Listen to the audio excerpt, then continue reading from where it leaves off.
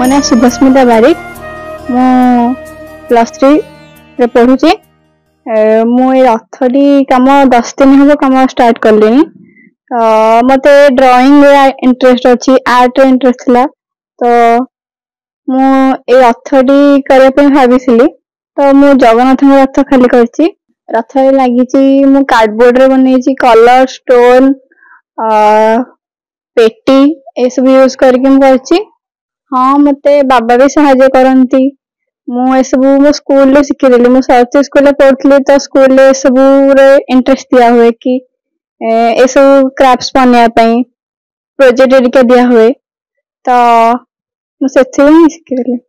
सेमती किछ नै, तो मोर एथरे इंटरेस्ट अछि, तो मते एते कष्ट लागिलानी।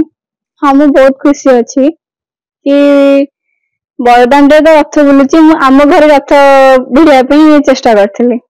मु घरे रखिबा पई चाहिबी कि आगु को मु आउरी किछि करिया पई चाहिबी।